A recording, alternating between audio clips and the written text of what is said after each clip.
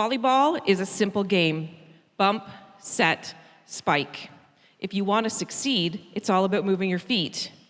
That's what will help you pass it better, set it higher, attack it quicker, hit it harder, dig deeper. But for all that to happen, you have to move your feet.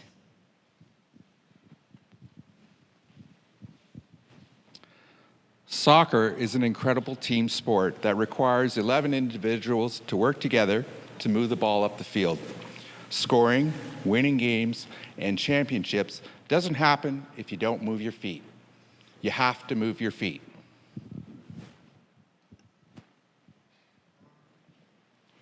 Basketball is a game of strategy. It doesn't matter how tall or strong you are, you can't make the play to defeat without first moving your feet. You have to move your feet.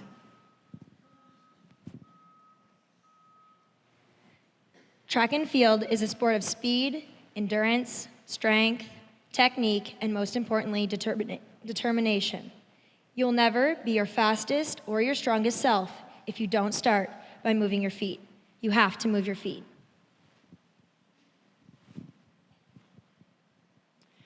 Cross country is a sport of determination. You have to face all kinds of weather and all kinds of very difficult terrain. In order to do that, you have to move your feet. There's no denying that footwork is one of the most important aspects of tennis. Good footwork can help you get to any ball, regardless of where it falls on the court.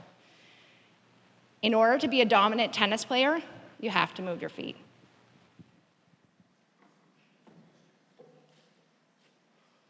Move your feet. Each and every Spartan coach stressed its importance.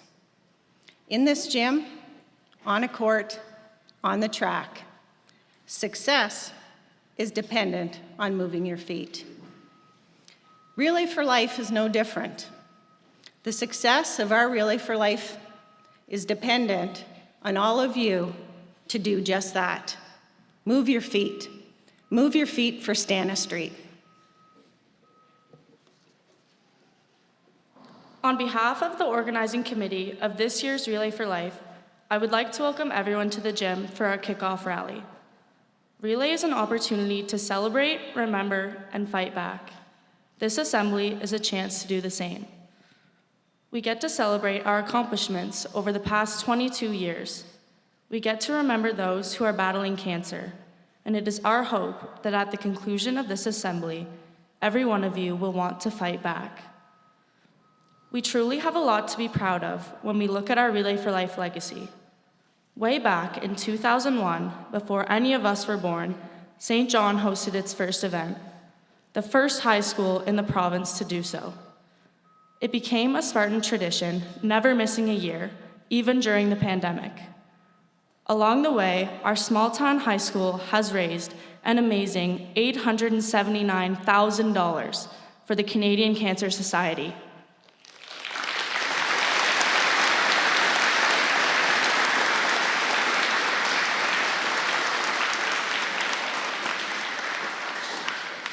The crazy part is that we keep getting smaller as a school, our accomplishments keep getting bigger.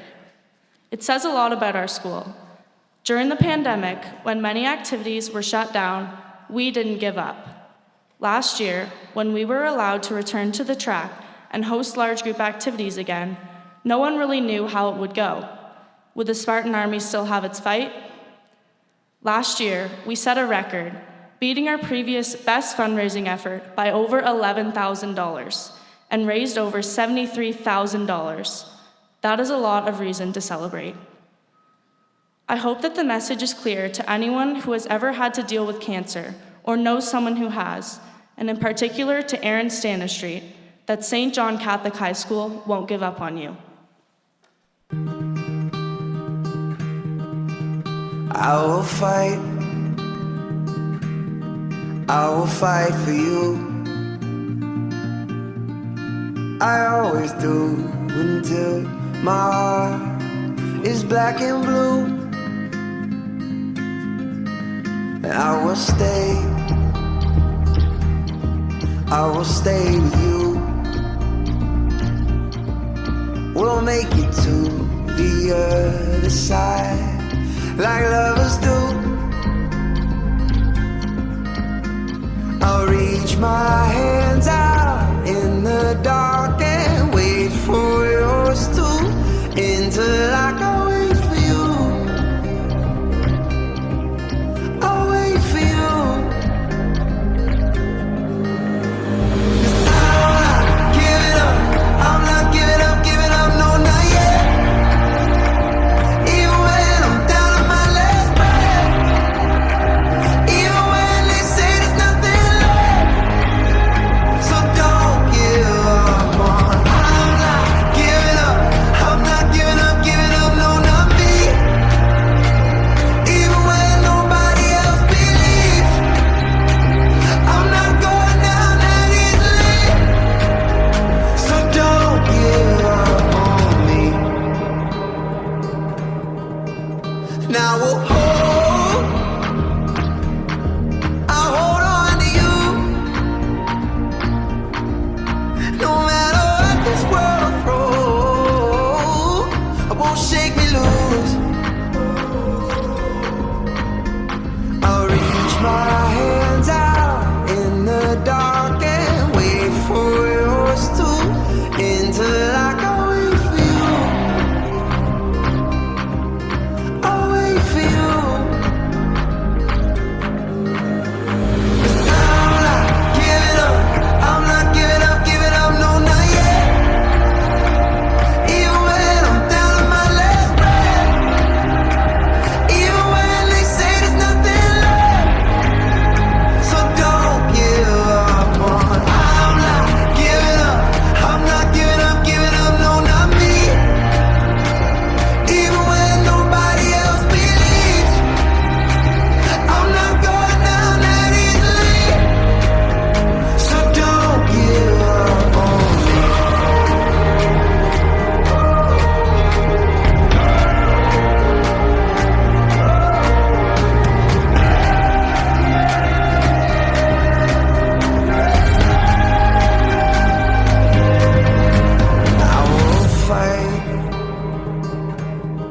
I will fight for you.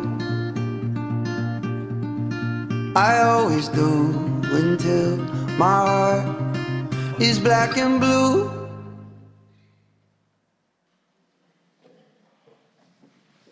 Although the St. John community have been champions in this fight against cancer, it does not make us immune to its wrath.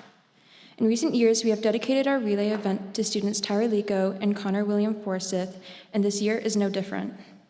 Aaron Stanistreet is yet another reason why events like ours are of vital importance. So while we can take pride in our past, we are reminded that we must continue to fight in the future. We need to fight for our own. We need to move our feet for Stanistreet. It is our hopes that at the conclusion of this assembly, every member of our school community is inspired to participate in our 22nd Relay Life event on Friday, June 9th. When the assembly ends today, members of the organizing committee will be standing at the exit doors of the gymnasium with permission forms. In order to sign up for the event, you need to return this permission form with $20. Starting tomorrow, you can return your permission form and $20 to the table in front of the office at lunchtime. We ask that all permission forms are returned by Wednesday, May 10th. When you return your form, you'll be given an envelope to fundraise. This year, you may collect funds online, in cash or check, or a combination of both. We ask that all Spartans raise a minimum of $100 in order to attend the event. For 21 years, students just like us have been taking on this fundraising initiative. It isn't always easy, but it's always worth it. So where does all the money go? Who better to explain that than a member of the Canadian Cancer Society? At this time, I would like to give a big St. John's welcome to Dylan Buskermolen. Not only does Dylan help high schools all over the province organize and run Relay for Life events, he is also a cancer survivor himself. We are very fortunate that Dylan is able to join us today to share his journey with us and to let us know why the efforts we make are so important. Hi, everyone. First and foremost, thank you so much for having me. It's an honor and a privilege to be able to work with amazing schools like St. John and to be here today. To see the amazing turnout, the amazing work that the organizing committee and the staff advisors and all of the people here involved with the Relay. I think you all deserve a big round of applause. So first and foremost, congratulations.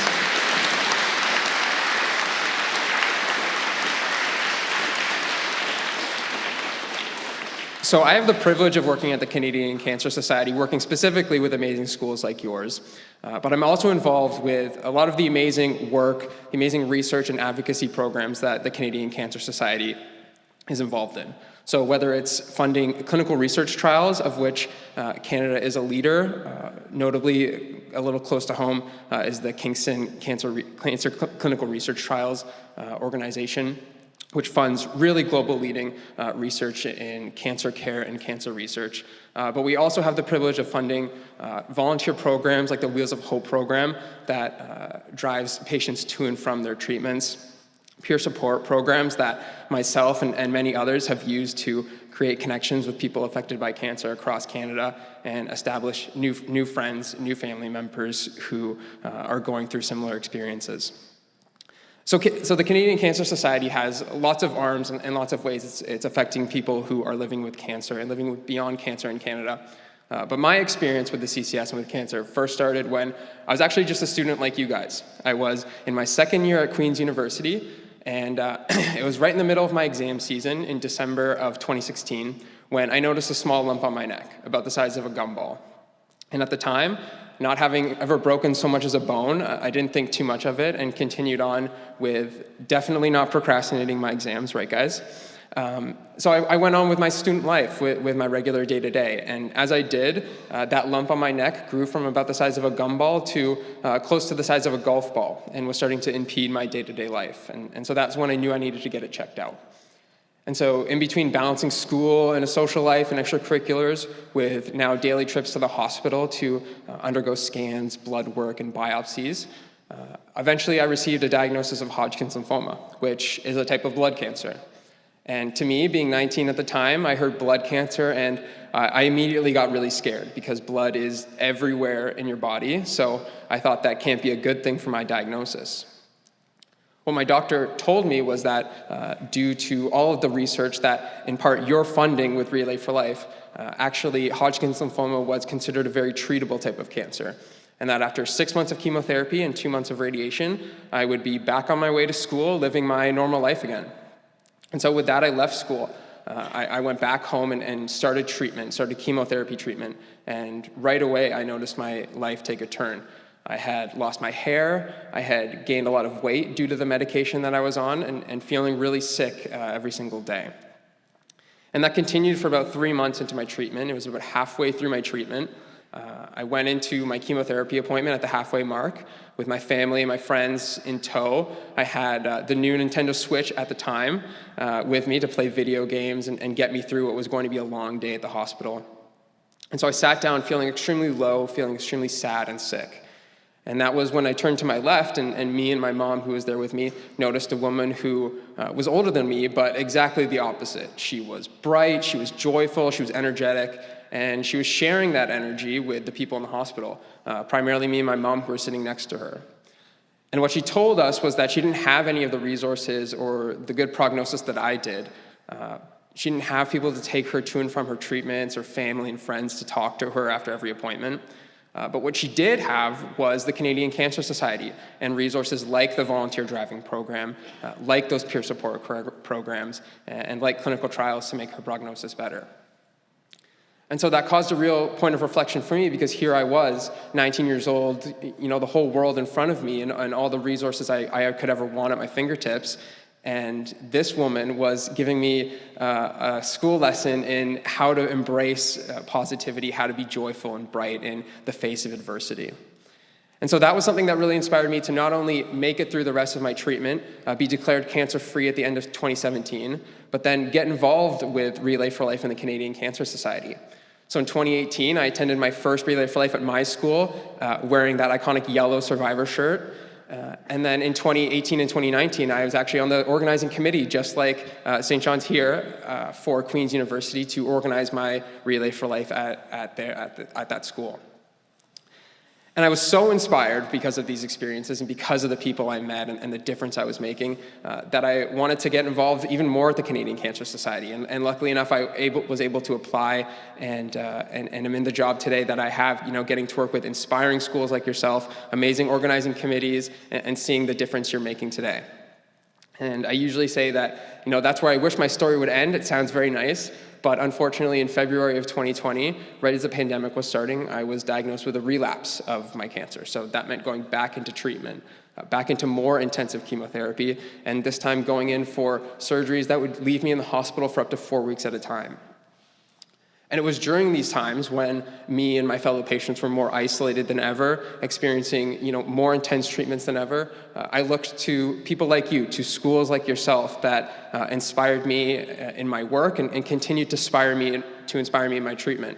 So as I was sitting in hospital beds, in surgeries and chemotherapy for the duration of 2020 and 2021, I was looking to schools like St. John's, who were making efforts to host events during the pandemic, who were bringing awareness to Relay for Life and the Canadian Cancer Society.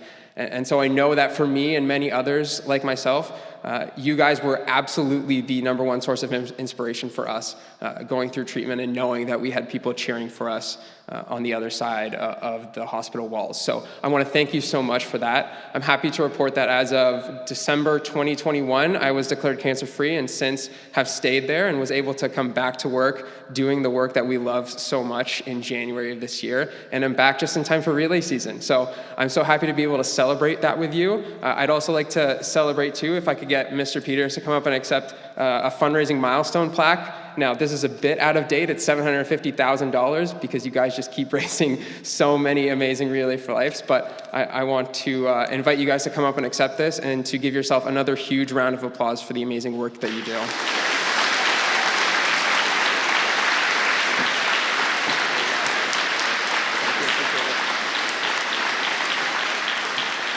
So again, I want to thank you and congratulate you. Thank you for having me here today, for listening about the Canadian Cancer Society and about my experience with cancer up until now.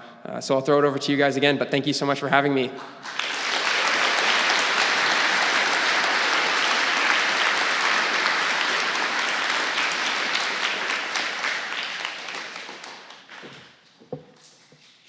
Thank you so much for being here today, Dylan, and for sharing your story with us. We know that you have a busy few months ahead of you during relay season, so we are very grateful you could be here today to inspire us. Sadly, Dylan is just one of the many Canadians that have had their lives drastically altered by cancer. On average, 641 people will be diagnosed with cancer each day in Canada. 233 Canadians will die from cancer every single day. Those numbers are staggering, but they are just numbers, right? Dylan's story is scary, but you only just met him, right? After this assembly, many of you will never see him again. A real fact is that this horrible disease does affect people in this gym. Later in this assembly, it will be clear just how many of us have been affected by cancer. Sometimes people fight in silence. Some of you know Alicia Tysick as the incredibly smart, quiet girl in class, and some of you will no doubt be in awe watching grade 7 student Jake Tysick handle a puck. Both of them let their success speak for them. I doubt any of you know how strong they really are. Their mom, Alicia, is here today to share her story, a story that impacted our Spartan family. Please welcome Alicia Tysick.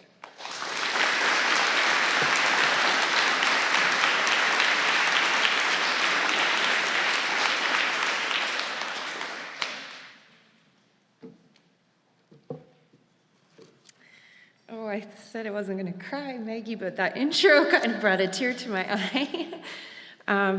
My story is very similar to Dylan's, and I'll just start by saying when I was first diagnosed, a fellow survivor had told me and reached out saying that cancer is like a roller coaster that you never really get off of.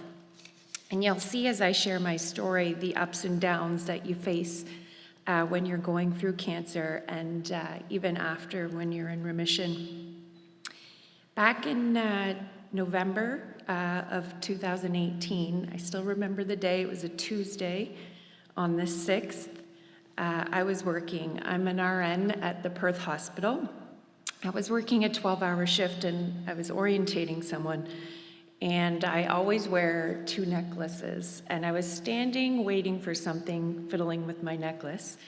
And I felt a lump right here on my collarbone, about the size of a marble. And it was firm and non-tender. And I had no other lumps or bumps anywhere.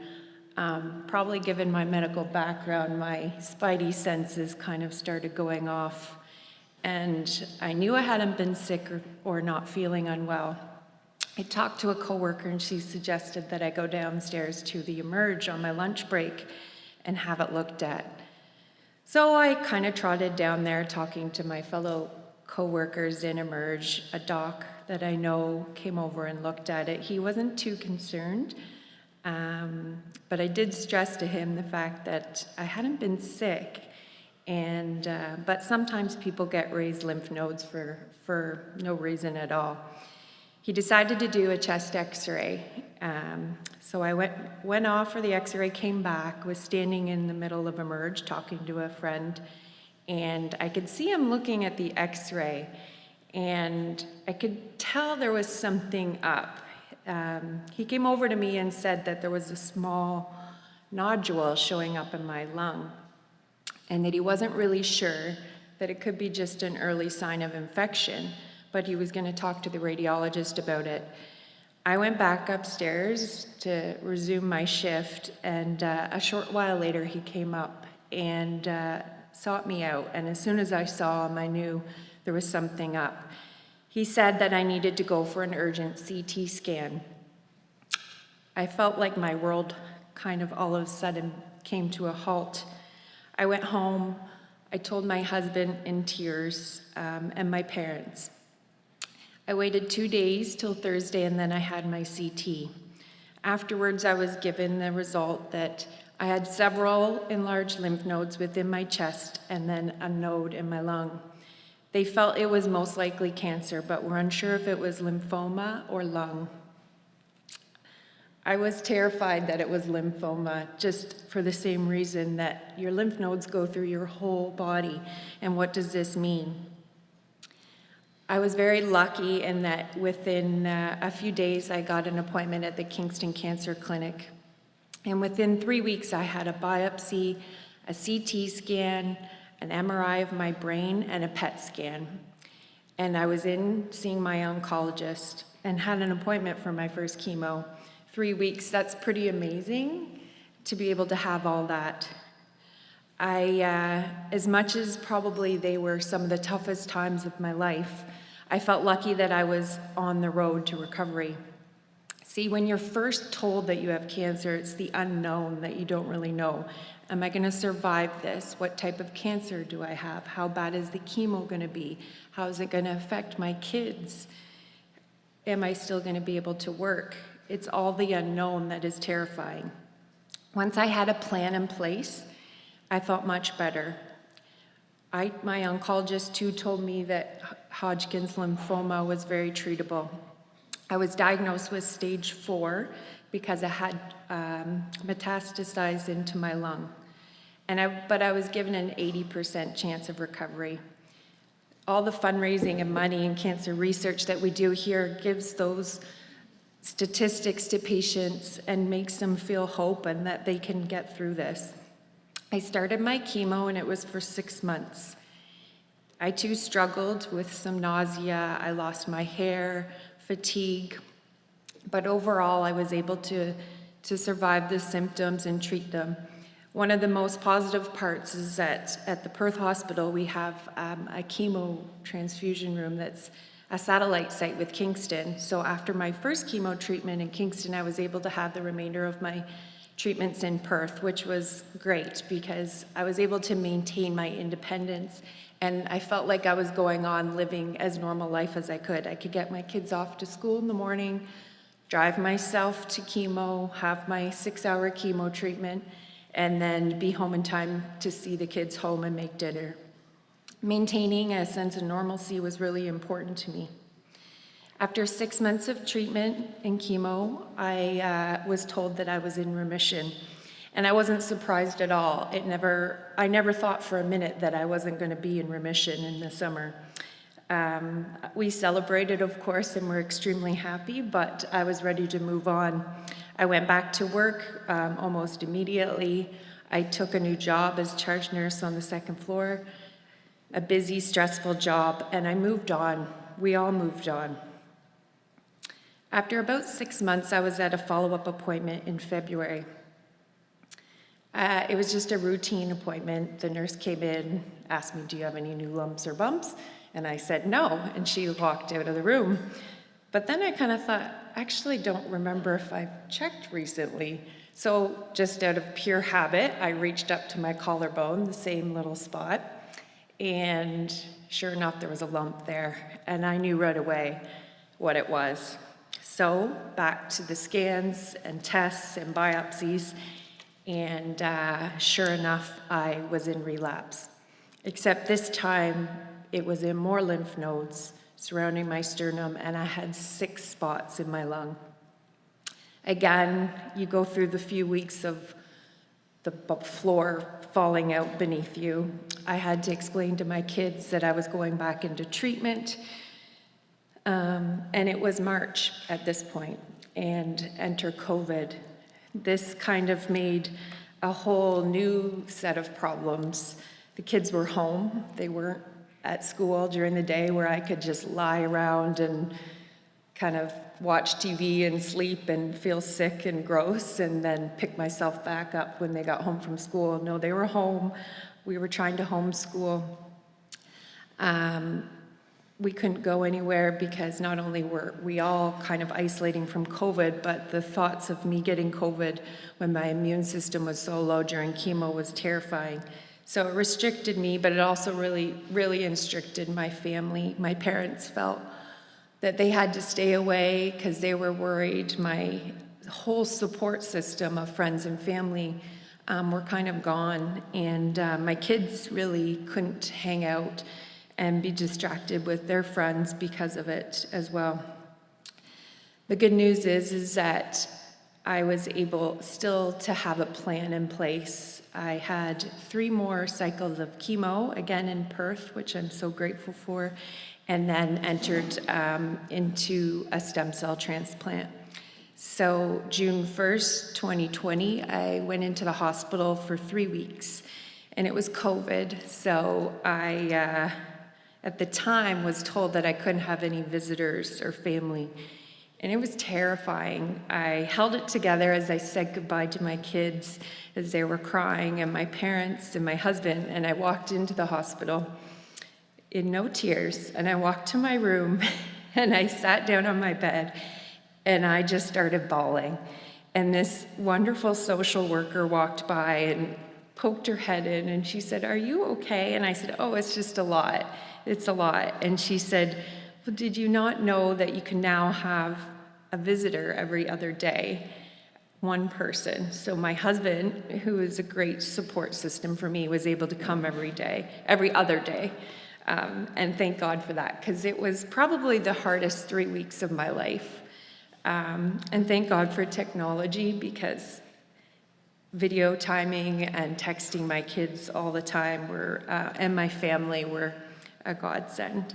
I made it through my stem cell transplant flawlessly. I was there for 3 weeks. It was probably the toughest mentally physical thing I've ever had to do, but we got through it, and it just seems like a distant past now. After the stem cell transplant, I was discharged, and I had a follow-up scan with all the hopes of being in remission, but unfortunately I was not. And when I talk about the ups and downs and the roller coasters, this is what I'm talking about. After all that, I still wasn't there. The good news is that I was able to have radiation, which I was unable before because the disease wasn't localized. And they also talked to me about something called biotherapy, or immunotherapy is the other name for it. The cool thing about immunotherapy is it's one of the newest treatments coming out, and there's new drugs coming all the time. And a lot of our cancer research funds that you guys are doing is going to research like this. Immunotherapy is a little different than chemotherapy because chemotherapy is toxic to your body. That's why you get all these terrible side effects like hair loss and nausea, extreme fatigue. Immunotherapy is where they give you this amazing drug, and it targets the cancer cells, so your own immune system will fight them off. Maybe this is just my nursing background, but I think that's pretty amazing. So I had 4 weeks of radiation after throughout the summer, and then I started my immunotherapy. I was supposed to be on it for a year, so 16 treatments. Unfortunately, I was only able to have 2. Roller coaster ride, like I tell you. I had an anaphylactic reaction to my second treatment and ended up with some pneumonitis and inflammation in my lung, so they were unable to continue with my treatment. When this happened, it was in November, and I was back in the hospital for a week. But the most amazing thing happened. Having my scans while they were looking at my lungs because of the damage from the chemo, they realized that my cancer hadn't changed. In fact, it hadn't grown at all. If anything, it looked smaller. And they felt that I was probably in remission. This was so unexpected and right before Christmas, so probably some of the most amazing news that I've had. And I was so, so happy, even though after all the things that had been going on the last year, I still remember coming home and telling my kids and us all crying and celebrating together. I had a repeat scan done in the new year, and sure enough, I was in full metabolic remission. And I have remained there since that day. This year will mark 3 years of remission for me. It has probably changed my life in a huge, impactful way. I probably have a level of anxiety that I didn't have before, and I probably will always continue to have that fear that it will come back. I've learned some new coping mechanisms that I didn't need before, but have been a huge support to me. I've learned how important my family is, my husband, my kids, my parents, my siblings, my in-laws, and all my friends.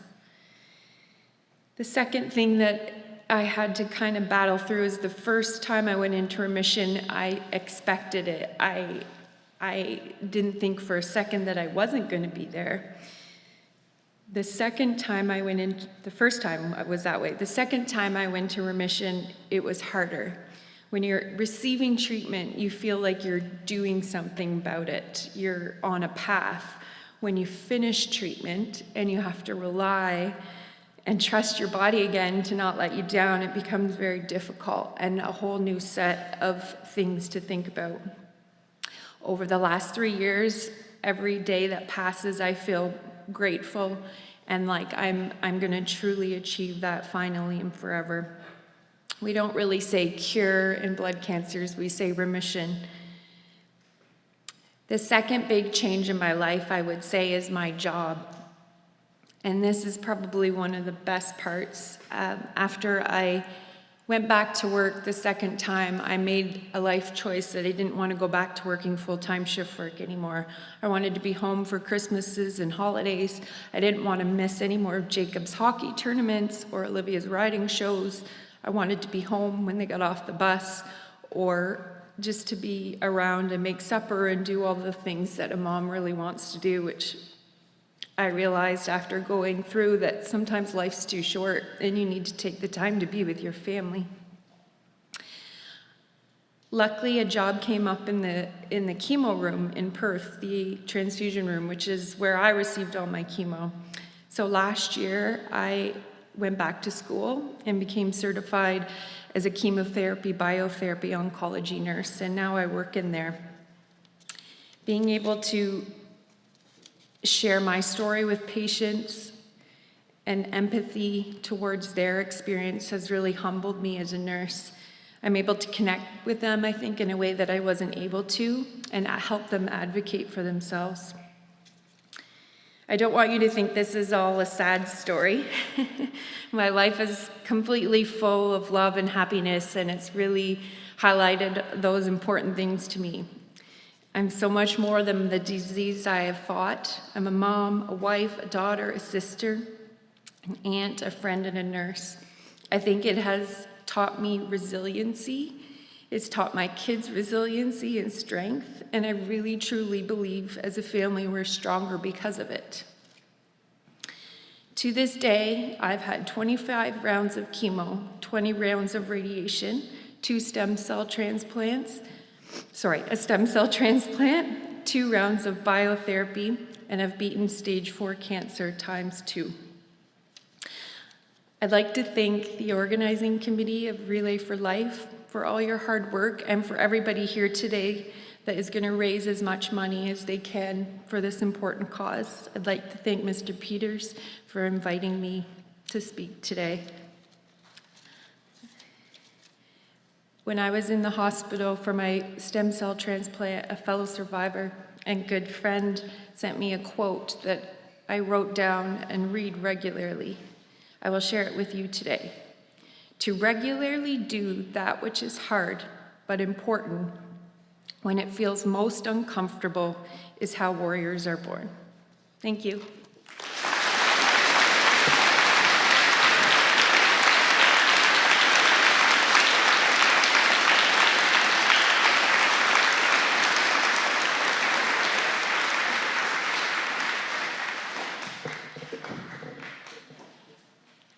Thank you so much, Alicia, and also to Olivia and Jake.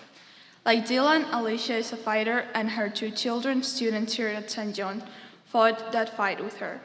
It is important that we celebrate the victories, but also remember the loss.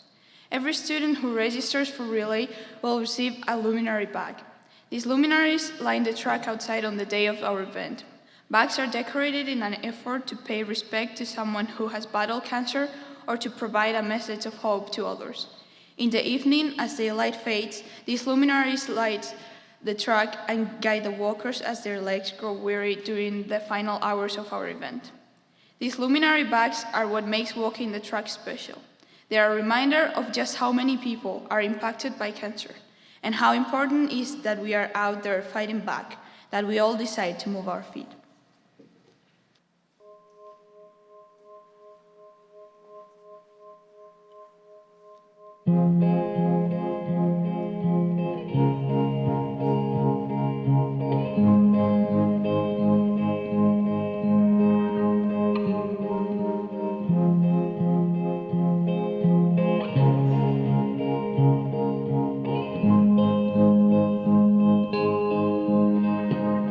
Should have stayed, were the signs I ignored.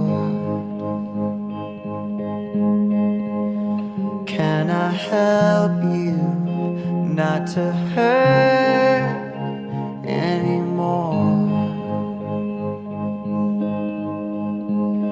We saw brilliance when the world was asleep.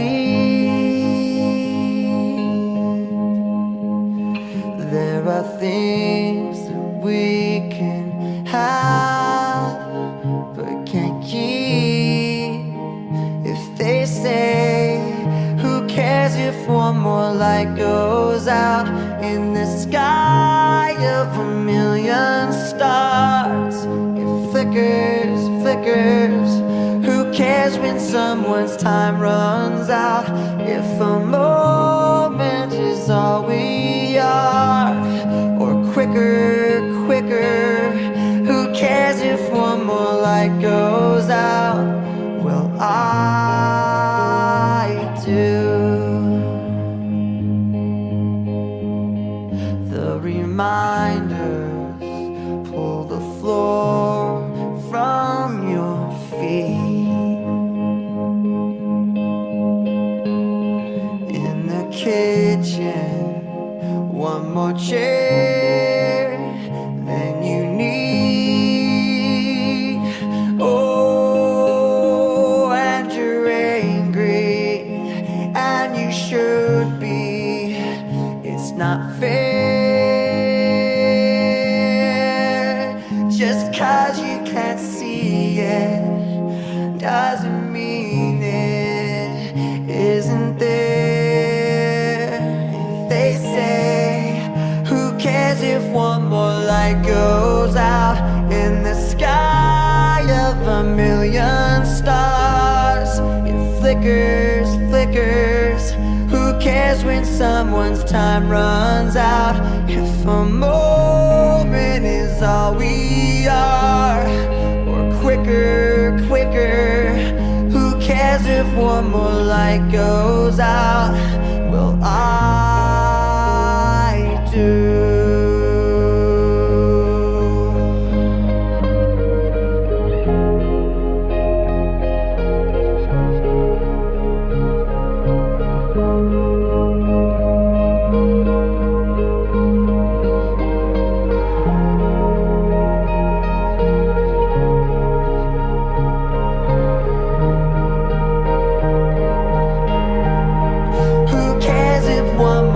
Goes out in the sky of a million stars.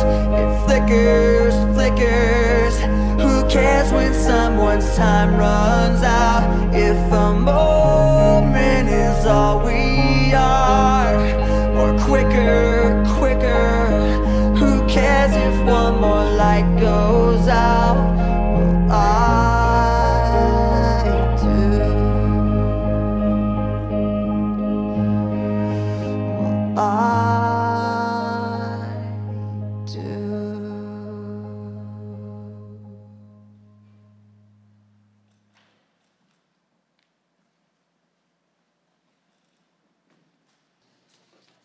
Who cares if one more light goes out? It is our hope that all of you do. You can do something about cancer. You have a chance to join this fight. You have the chance to raise money that helps fund research to find a cure for cancer and to aid in the care of patients. The time is now. One of our own needs you. A student just like you is not in this gym today. We aren't simply asking you to move your feet. We are asking you to move your feet for Stanistreet. For Erin. Here to speak to us today is Erin's sister, Sophie. Please welcome Sophie Stanistreet.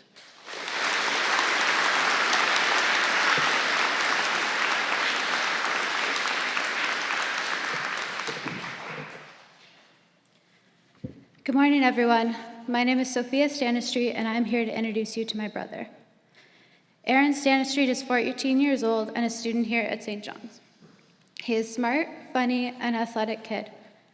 On August 12th, 2022, Darynn went for an appointment at CHEO after having COVID 3 weeks earlier and never getting better. While the rest of my family recovered, Darynn got sicker and began developing fevers. When he was taken to CHEO, they immediately began running tests, and by 3 hours after his appointment, he was diagnosed with leukemia. Over the next few days and many tests, we found out that he has acute myeloid leukemia, or AML, with monosomy 7 and the GATA2 gene mutation. This meant that he had one of the hardest to treat subtypes of leukemia there is. We were told to expect that he would be in the hospital for the next 6 months and that he had a long and difficult journey ahead of him. Darynn had 5 rounds of intense chemotherapy at CHEO and got home for visits 3 times over 7.5 months. By the end of the 5th month, chemotherapy had stopped working, and Darynn received his first failed round of chemo. After an additional round with less than perfect results, Darynn was transferred to Sick Kids Hospital in Toronto to receive a stem cell transplant. It was the last chance at curing his cancer. I was a donor match and donated over 2 million stem cells through the University Network hospitals in Toronto, which were frozen until Darynn was strong enough to receive his transplant. On April 10th, 2023, Easter Monday, Darynn received his stem cell transplant. He has spent weeks in an isolation room while we wait for his white blood cells, his neutrophils, and immune system to return, and we wait to find out if the transplant was successful. He has continued to fight as hard as ever, and as of today is doing well as his white blood cells and neutrophils continue to return.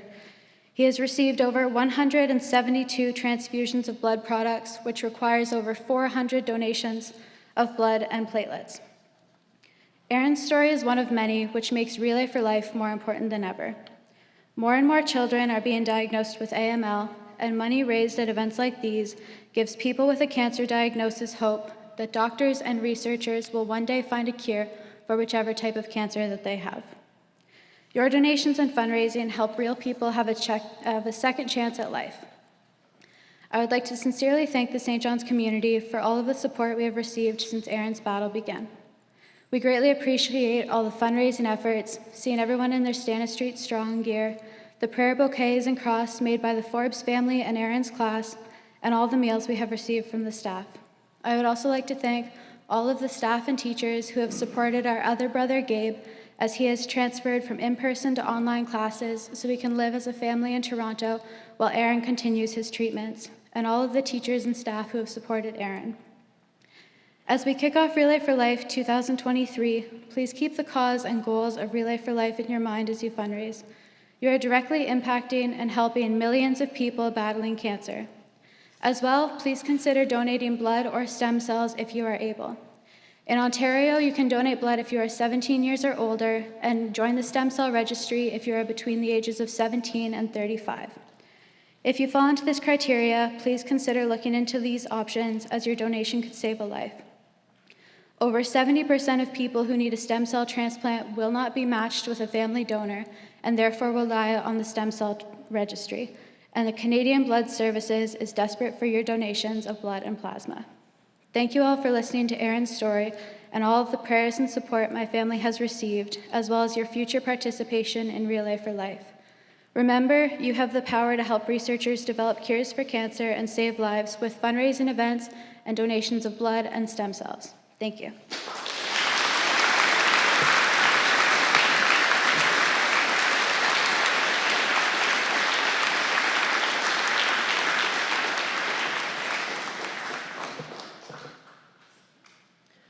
Our thoughts and prayers go out to the Stanistreet family. We all hope that Aaron will be able to be here in person on June 9th to join us as a survivor. At this point, we would like to take a moment to recognize any cancer survivors who have joined us today. Please stand so we can thank you for help making our relay memorable.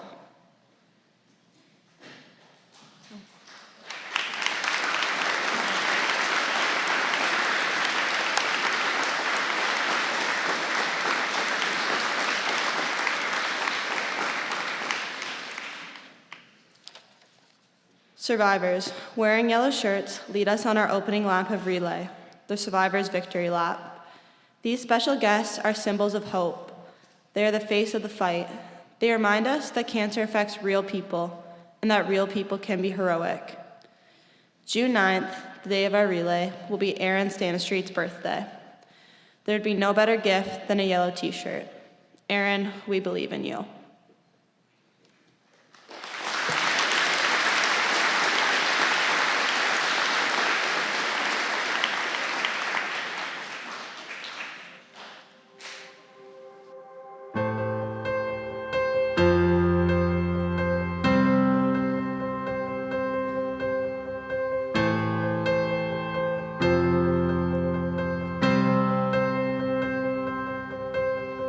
This is not what you thought it would be. Your dreams collide with reality. You're lost in the fog, no answer in sight. You can't find a pill to make it alright. What would I give to make it alright? If you ever start doubting, when it's hard to keep hoping, I just want you to know that I believe in you. When you're tired of fighting, and it feels like you're broken, I just want you to know that I believe in you.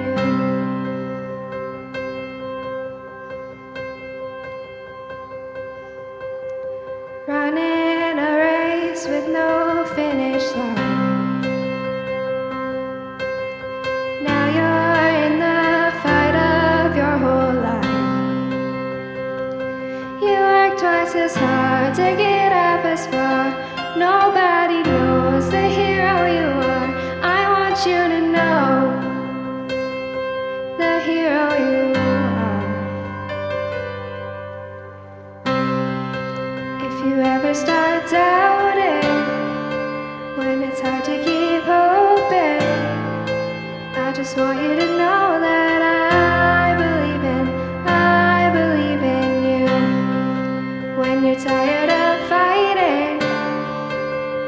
feel like you're broken, I just want you to know that I believe in you. And look how far you've come, what you've already done. I want you to know that I believe in you. Whenever you forget, I'll say it all again. If you ever start doubting, when it's hard to keep hoping, I just want you to know that I believe in you. When you're tired of fighting, and you feel like you're broken, I just want you to know that I believe in you. I believe in you.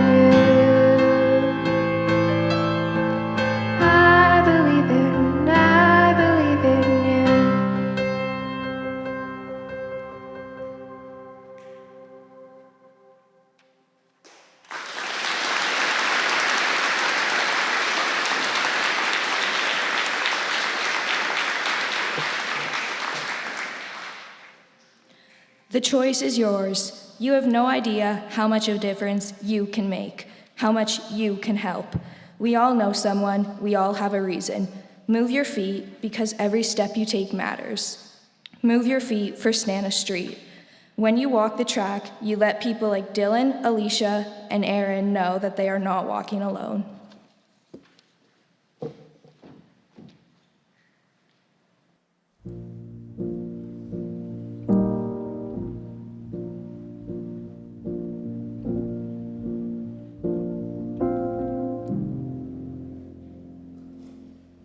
When you walk through a storm, hold your head up high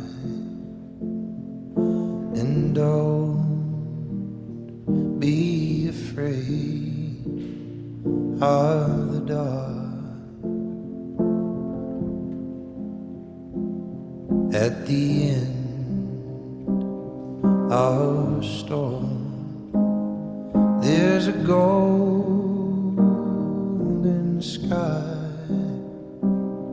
and the sweet silver song of a lark.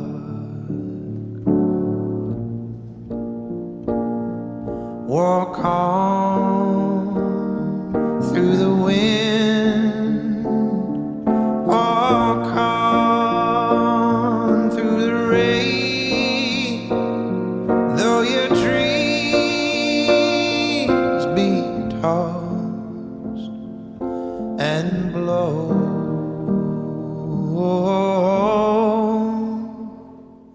Walk on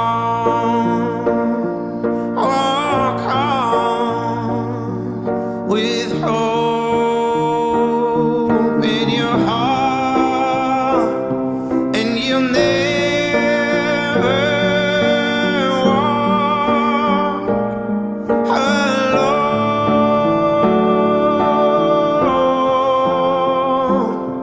and you'll never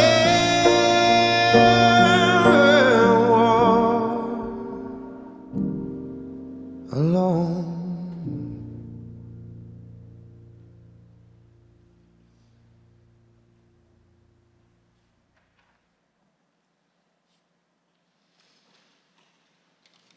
To conclude our assembly, I'm going to ask for one more sports theme idea. I'd like the students in the gym today to participate in a little visualization exercise with me.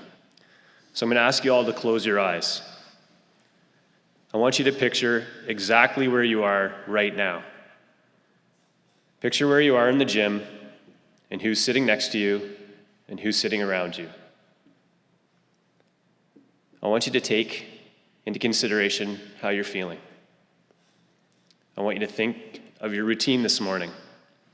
Waking up in your own bed, grabbing some breakfast, the ride to school, your period 1 class. I want you to remember walking into the gym today and sitting exactly where you are right now. 500 Spartans sitting in silence, here, whether you want to be or not. Now I want you to imagine Darynn Stanistreet, who's not here among us. Instead, he's sitting in a hospital bed in Toronto. He's praying for the miracle that gets him into one of these seats right beside you. And now I want you to do something even harder. I want you to imagine it was you. Imagine it was you in the hospital bed. Imagine it was your parents who were spending their nights watching you sleep. Imagine praying for your own miracle. Imagine picturing your friends and classmates sitting in this very gymnasium without you. If you could ask everyone here to do one thing, I'm sure it would be to move your feet. You would want everyone here to do whatever they could to make sure that they never ended up in that bed. You can open your eyes now. Here's a really cool thing. You have that chance to do whatever you can, starting today. When you leave the gym, our lovely committee will be there with a permission form. Take the form home. Sign up for Relay. Raise the money. Be a part of something special. Do the right thing because it's the right thing to do, because that's what we do at St. John. We owe it to the survivors, to people like Dylan and Alicia who shared their story today, and we owe it to Darynn, who couldn't be here. Move your feet for Stanistreet, because we're all so lucky that we still can.